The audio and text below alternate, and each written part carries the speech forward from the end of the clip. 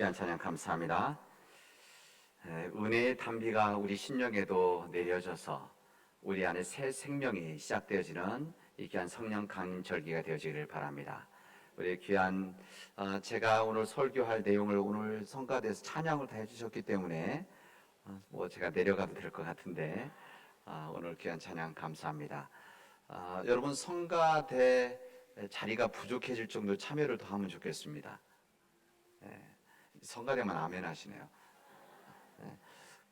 노래 잘 못하냐 전혀 관계없습니다. 관계없습니다. 마음만 있으시면 들어가시면 노래는 여기 우리 지휘자 최은희 사모님이 다 알아서 하십니다. 그러니까 전혀 걱정하지 마시고 나도 내가 목이 안 돼서 찬양 못하기 전에 여러분 찬양할 수 있는 귀한 시간들 되시기를 바랍니다.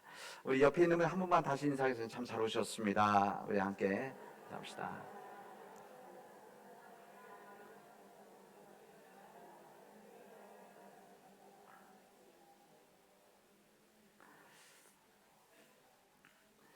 날씨가 점점 더워지는데 지혜롭게 여름을 날 수 있기를 바랍니다. 우리 한국교회 역사에 있어서 중요한 신앙적 한 사건이 있었습니다. 그게 뭔가 하면 1907년 평양에서의 대부흥운동입니다.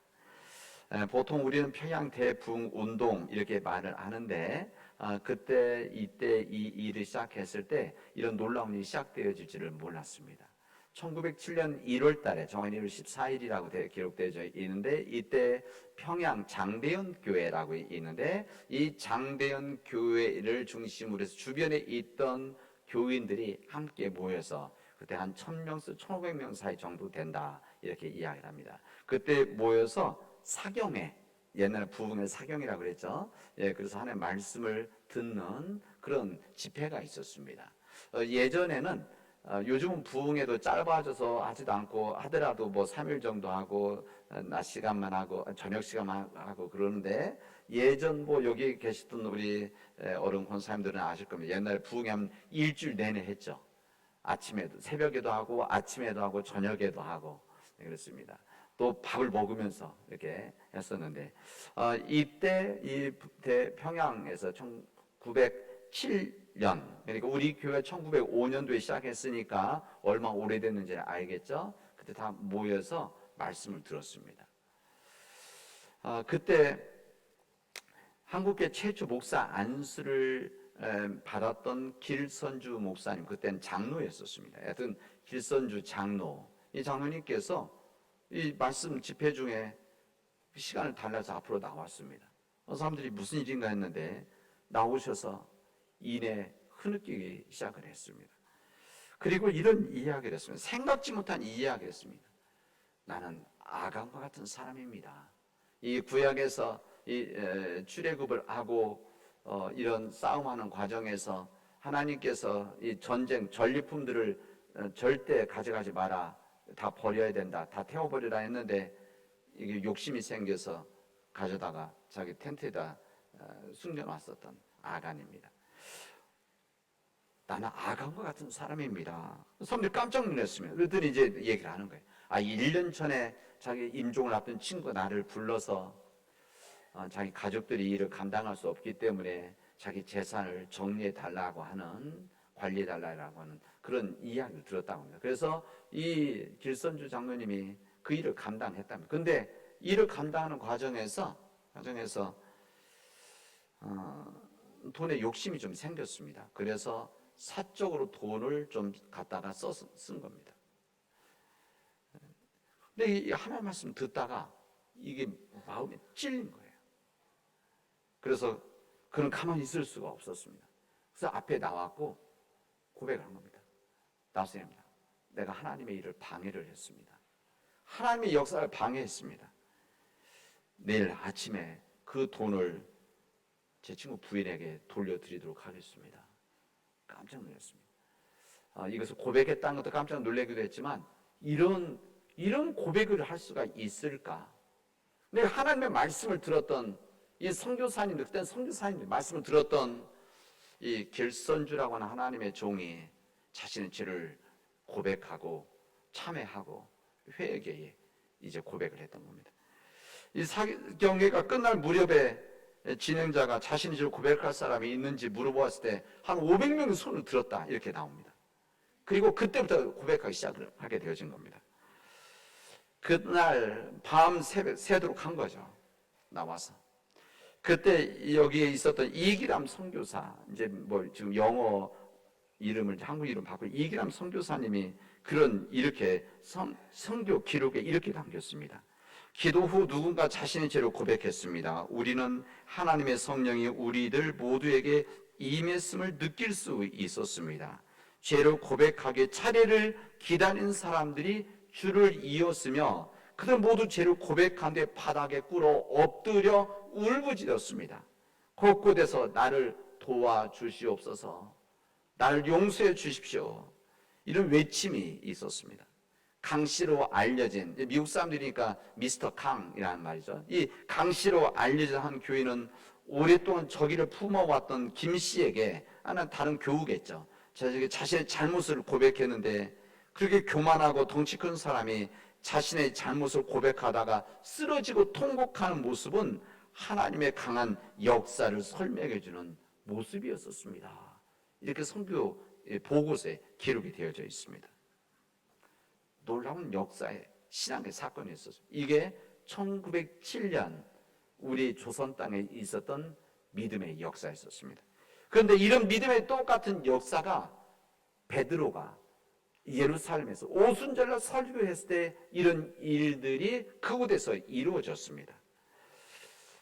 여러분, 진정한 부흥이라고 하는 것은 회개로부터 시작되었음을 우리에게 증언해주는 주님의 말씀입니다. 우리 예수님께서 이 땅에 오셔서 첫 번째 공생 시작하신 말씀이 이 말씀 아닙니까? 하나님의 나라가 가까이 왔다. 뭐라 합니까? 그 다음에 회개해라. 그리고 복음을 믿으라. 이렇게 말씀하십니다. 이 베드로 오순절 성령 강림절, 이것을 믿지 않았던, 오늘 우리들이 읽었던 말씀, 지난주에 읽었던 말씀에 보면 마가의 다락방에 성령이 임했을 때 놀라운 일들이 이루어졌고 그곳에 이루어졌던 일들이 이 불의 혀 같은 것이 내려오고 성령에 강한 바람이 불었을 때 사람들이 방언, 각 지방에 있는 다른 언어들을 고백하는 하나님의 큰 일들을 고백했다. 그리고 믿지 않았던 사람들은, 세상의 사람들은, 예루살렘에 있던 사람들은 이 사람들이 세술에 취했나, 이런 이야기까지 했었다 말씀드렸습니다. 이 베드로는 그들에게, 유대인들이죠, 조롱했던 또 비난했던 유대인들에게 나와서 오늘 담대한 이야기를 하게 되어집니다. 오늘 본문의 말씀 바로 앞에 있는 말씀입니다. 베드로는 이런 이야기합니다. 오늘 오순절에 성령이 임하신 사건, 성령이 임한이 놀라운 사건은 여러분들이 조롱하셔서 우연히 생긴 일이 아니고 술 취해서 이루어진 일들이 아닙니다. 이것은 하나님께서 친히 역사하신 사건입니다. 이야기했습니다. 뿐만 아니라 이 오순절에 성령이 임하신 사건은 단순히 외적인 현상이 이루어진 것이 아니라, 일시로 이루어진 것이 아니라, 이것은 오래전에, 구약시대 때 이미 오래전에 예비되어졌던, 얘기되어졌던, 알려졌던 역사입니다. 사람들이 기적이라고 하지만 이것은 이미 알려진 사건입니다. 그리고 한 가지 더 말씀합니다. 이 중요한 핵심을 이야기죠. 여러분들이 유대인들이니까, 여러분들은 예수 그리스도를 십자가에 못 박아 죽였지만, 십자가에 못 박혀 죽었던 그 예수님은, 무덤 속에 있던 예수님은 하나님께서 다시 일으키셨습니다. 부활시키셨습니다. 그래서 우리의 주님 그리스도가 되셨습니다 라고 하는 이런 담대한 고백을 하게 되십니다. 여러분이 십자가에 못 박혀 죽인 이 예수 그리스도를 하나님께서 다시 살리셔서 우리의 주님이 되게 하셨습니다. 구원의 첫 열매가 되게 하셨습니다. 구원의 첫 열매가 되셨기에 우리도 부활의 열매로 언젠간 구원의 역사를 우리들이 얻게 되어질 것입니다. 이렇게 담대한 고백을 했습니다. 하나님의 말씀이 이 베드로에 의해서 성령의 감동으로 선포되는 순간 그 말씀을 듣고 있던 사람들이 충격을 받았습니다.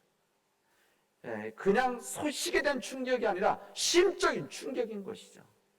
하나님의 말씀에 의한 그들에게 마치 울림과 같은 소리가 이들에게 전해졌던 겁니다. 이 성령의 능력에 감동을 받았던 그들, 이 성령의 울림에 이들은 이런 고백을, 오늘 본문의 말씀입니다. 저희들이 이 말을 듣고, 이 말이 뭡니까? 베드로가 그들에게 지금 이야기했던 이 내용, 이 말을 듣고 마음에 찔려서 베드로가 다른 사도들에게 물어 가로되 형제들아 우리가 어찌할꼬, 이렇게 말합니다. 우리가 어떻게 해야 됩니까?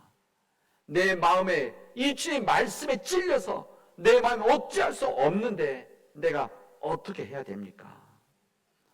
베드로의 말씀, 이 베드로의 말씀이 아니라 하나님의 말씀이 베드로를 통해서 전해진 말씀이죠. 하나님의 말씀이 그들에게 베드로를 통해서 전해졌을 때 두 가지 반응이 있게 됩니다. 오늘 본문의 말씀대로는 그들은 마음에 찔렸다라는 이 반응이고, 한 반응은, 두 번째는 어찌할꼬 이러는 반응입니다. 여러분, 하나님의 말씀이 임하게 되어준 모든 하나님의 말씀이 임할 때 다 그렇게 역사하고 변화되어지고 사람들이 충격받고 이런 반응하는 것은 아닙니다. 여기 뒤에 6장 7장은 스데반 이야기인데, 스데반이 이 마지막 죽기 직전, 순교의 직전에 말씀을 전했을 때 이 말씀을 들었던 사람들이 이런 반응을 했냐? 그러지 않았습니다. 그때 여기 있던 사람들은 그때부터 이를 잡아서 처벌하려고 그랬다. 마음의 분노를 일으켰다. 스데반 역사에 얘기 나옵니다. 여러분, 오늘 이 사건에는 이 거룩한 이 사건이죠. 하나의 사건 아닙니까? 하나 이루어진 일들이기 때문에 역사죠. 여기에 성령이 임했을 때 사람들의 마음에 찔려서 우리가 어찌할 거라고 하는 깊은 탄식이 이들 안에서 이루어졌다는 것을 우리에게 증언해 주시고 있습니다. 여러분, 여기에 마음의 찔림을 받았다라고 하는 것은 칼로 베임을 당한 것이다, 이런 같은 뜻입니다. 우리 히브리서 4장에 보면은 하나님의 말씀은 살았고 운동력이 있어서 좌우에 나서는 어떤 검보다도 예리해서 우리의 혼과 영과 관절과 골수를 쫄래 쪼개기까지 한다, 이렇게 나옵니다. 이게 무슨 말입니까? 하나님의 말씀이라는 것은 너무 강력하기 때문에 하나님의 말씀은 살아있다는 겁니다. 그리고 운동력이 있다는, 그래서 운동력이 있어서 이 칼이죠, 칼. 어떤 검보다도 더욱더 예리하기 때문에 우리 인간의 혼과 영과 관절 골수를 쫄래 쪼개기까지 한다. 실제 이 하나님의 말씀이 살아 인간의 몸을 자른다는 겁니까? 그게 아니라 내 안에 가지고 있는 온전치 못하고 정직하지 못하고 거룩지 못한 것들을 이 칼로 도려낼 수 있는 능력이 바로 하나님의 말씀이다. 이것을 히브리서 통해서 말씀을 해 주셨는데, 이 말씀이 오늘 이 베드로의 설교를 들었던 사람들에게 임했다는 겁니다. 그래서 이 말씀을 들었던 사람들이 마음에 찔려서 우리가 어떻게 해야 됩니까? 이런 고백을 하게 되었다는 것을 우리가 알려줍니다. 여러분, 하나님의 성령이 임하고 하나님 말씀이 임하게 되어지면 내 영혼을 흔들어 놓게 되어집니다. 여러분, 여기 하나님 말씀 앞에 은혜를 받았던 우리 교우들, 많은 교우들은 이것을 그대로 느끼실 것입니다. 하나님의 말씀 우리에게 임하고 성령이 임하게 되어지면 내 안에 있었던 거룩지 못한 일들을 이제 분리시켜 놓는, 지금까지는 우리가 하나님을 온전히 섬기지 못하고 믿지 않을 때는 이 세상의 생각과 내 생각, 신앙의 생각들이 다 이렇게 뒤죽박죽 섞여져 있었는데, 그래서 교회는 다니지만, 교회 생활을 한다고 하지만, 직분을 가지고 있다고 하지만, 그런 살아갈 땐 세상 사람들과 다를 바 없이 살아갔었던 이런 생각이 우리 생각 안에 다 섞여져 있었기 때문에 그렇지 않습니까? 그러나 성령이 임하게 되어지면, 하나님의 말씀이 임하게 되어지면 내 안에 뒤죽박죽 됐던 이 생각을 도려내서 분리를 시킨다는 겁니다. 잘라서. 그래서 거룩한 것, 거룩지 못한 것을 분리를 시켜서 거룩한 것을 남기고, 거룩지 못한 세상적인 생각과 이 탐욕의 생각과 이 인간의 욕심 생각들을 여기서 없애버리는 놀라운 역사가 바로 하나님의 말씀, 그리고 성령의 역사에 이루어진다는 것을 우리에게 말씀해 주십니다. 이 사람들이 마음에 찔렸다고 했어요. 마음에 찔렸던 이 큰 이유는 무엇인가면 사도 바울이 이야기했듯이 자신들이 예수님을 십자가에 못 박아 죽였다라고 하는 마음에 찔린 겁니다. 사실 대부분의 유대인들은, 그리고 이 말씀을 듣기 전에 이 사람들은 이런 생각을 했었을 것입니다. 내가 예수를 죽이지 않았는데, 내가 예수의 십자가에 못 박지 않았는데, 난 십자가 예수님 박혔을 때 나는 그 자리에 없었는데, 아마 그런 변명했겠죠. 그러나 베드로는 이런 이야기를 하는 겁니다. 이 빌라도가, 아니면 로마 병사들이, 유대인들이 십 못 박았지만, 그리고 여러분들 그 자리에 없었지만, 그러나 십자가에 못 박은 이 예수는 여러분들이 십자가에 못 박은 것입니다. 여러분이 아니라 우리가 십자가에 못 박은 것입니다. 우리 때문에 예수님께서 십자가에 못 박혀 죽으신 것입니다. 십자가에 죽인 사람들은 다름 아닌 우리들입니다. 이런 이야기를 했던 것입니다. 얼마나 사람들이 깜짝 놀랐겠습니까? 지금도 우리에게 그런 이야기를 한다면 여러분 받아들이겠습니까? 우리의 믿음을 가진다는 것은 무엇인가 하면 2000년 전에 죽은 이 예수, 그 당시에 있었던 사람들에 의해서 십자가에 못 박혀 죽으셨지만, 그리고 돌무덤으로 들어가셨지만, 그럼에도 불구하고 예수의 죽음이라고 하는 것은 우리를 위해서, 우리 죄를 위해서, 우리 구원을 위해서, 우리 대신에 십자가에 죽으신 예수, 이것을 믿는 믿음 때문에 우리는 예수의 십자가에서 죽으심을 우리의 허물로 여기고 우리의 죄로 받아들이고 이 용서함 받으려고 하는, 그래서 우리가 구원의 삶을 살아가는 믿음의 역사를 지금도 우리가 감당하고 있다는 겁니다. 베드로는 십자가에서 죽은 예수가 바로 유대인들이 죽인 예수가 아니라 우리가 죽인 예수였다. 우리 때문에, 우리의 죄 때문에, 우리 구원 때문에 죽은 거 아닙니까?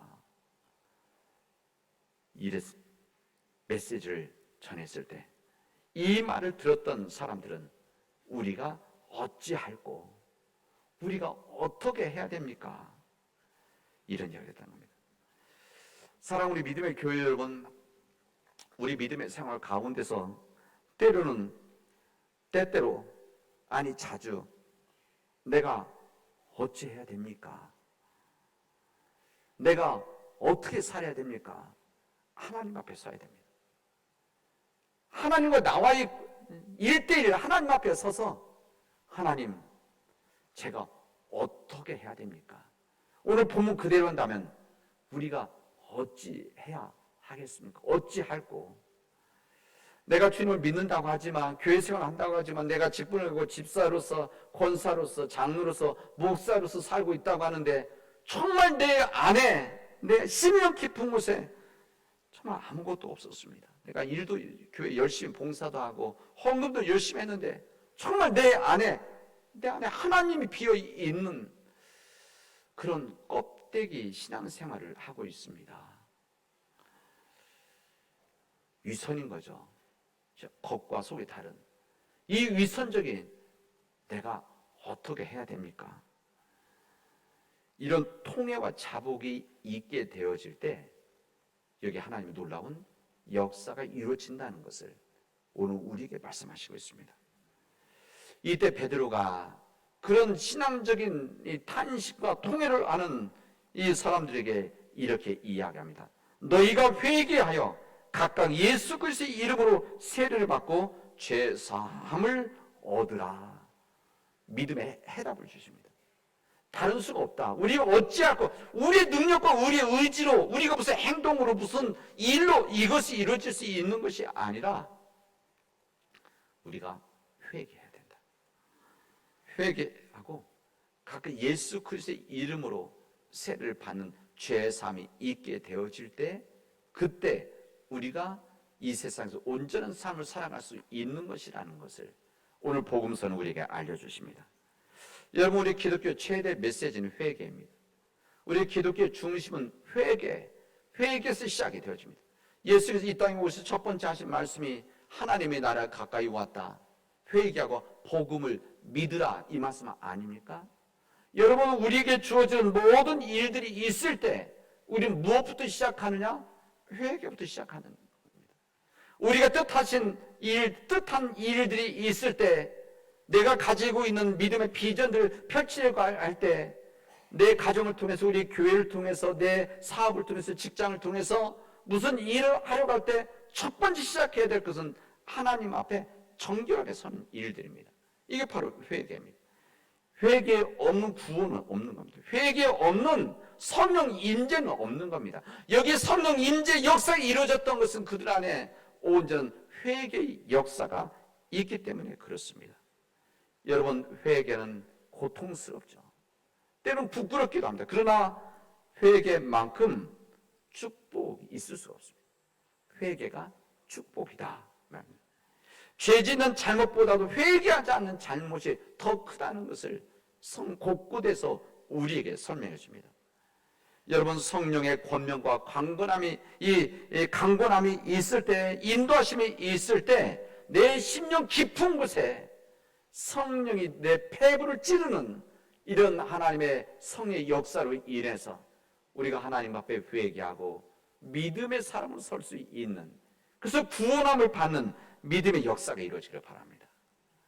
초대교회에 이런 믿음의 역사가, 성령의 역사가 있게 돼요. 성령의 역사가 있게 되어졌을 때 오늘 본문의 말씀 어떻게 됐습니까? 초대교회 사도들의 가르침에 몰두하며 가르침에 열심히 공부하고 배우고 서로 사귀는 일, 함께 음식을 먹는 일, 기도하는 일에 전심했다. 기도하는 일에 전심했다.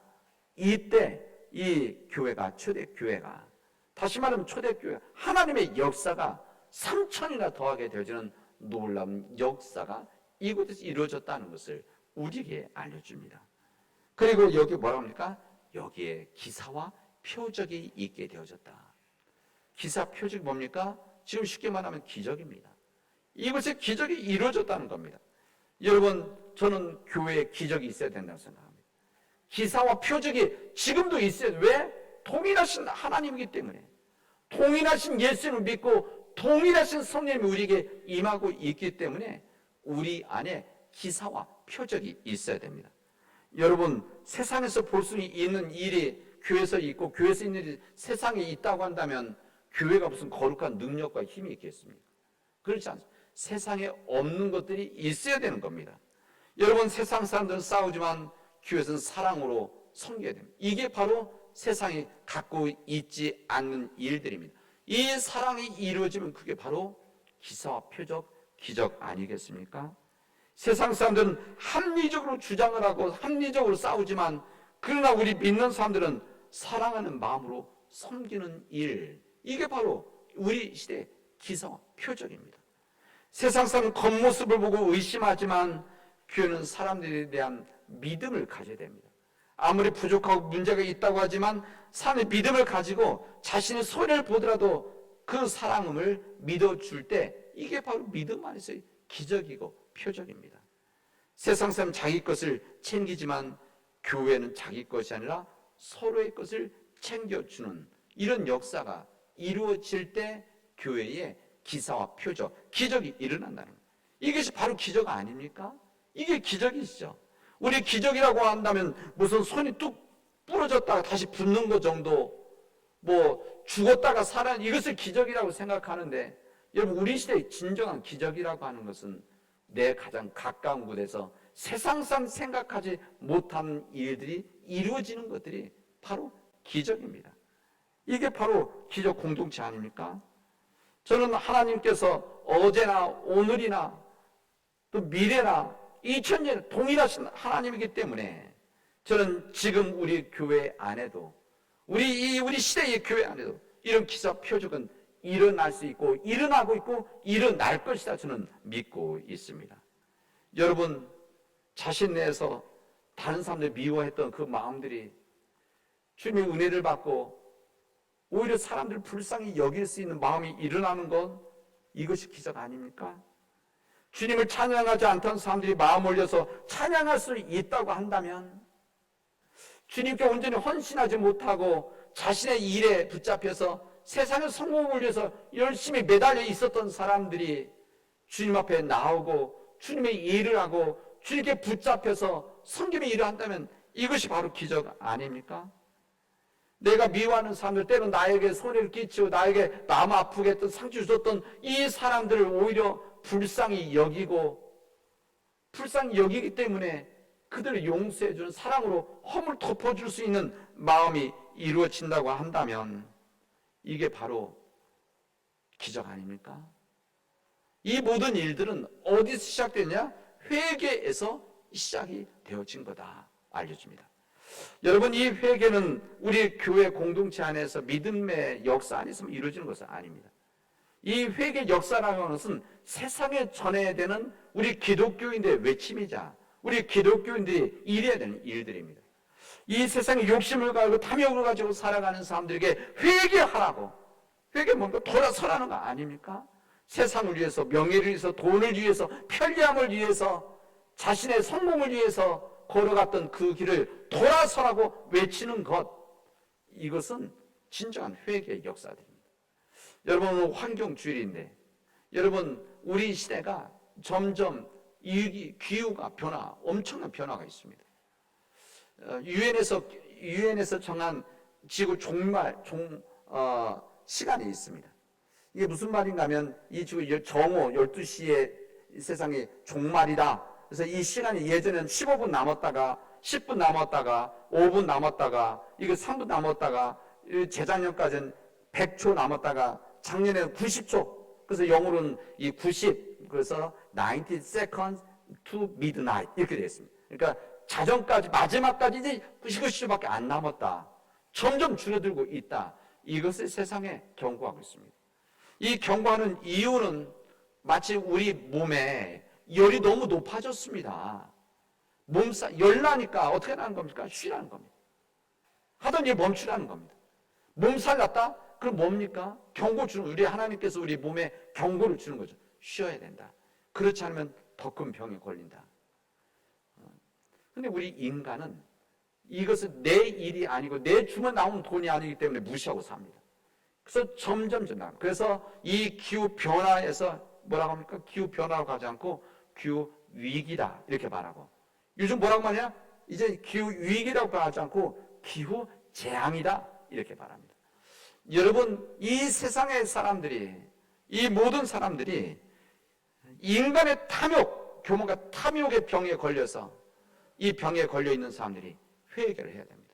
그리고 우리가 믿는 자들이 회개를 외쳐야 됩니다. 그래야만 우리가 지금도 살 수 있고 우리 자녀들이 살아갈 수가 있습니다. 여러분, 예전에는 미래 후손들 이야기했는데 이제 그렇게 이야기하지 않습니다.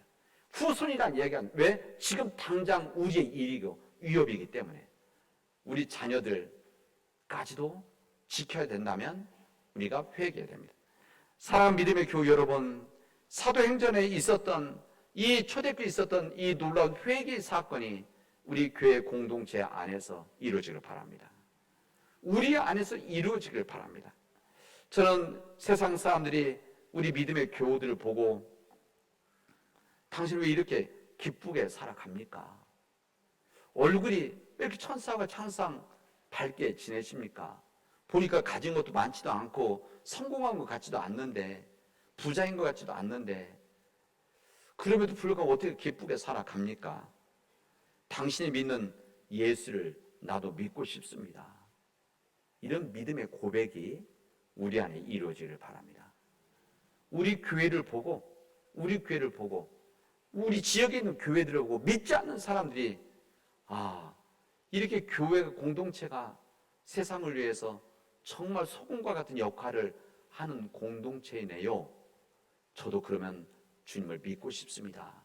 이런 고백이 이루어지도록 우리들이 그렇게 살아가도록 합시다. 그래야만 희망이 있는 거 아닙니까? 그래야만 세상에 살아갈 기쁨이 있는 거 아닙니까? 이 믿음의 역사가 이 성령 강림 절기에 시작되어지기를 주님의 이름으로 축원하겠습니다. 기도합시다.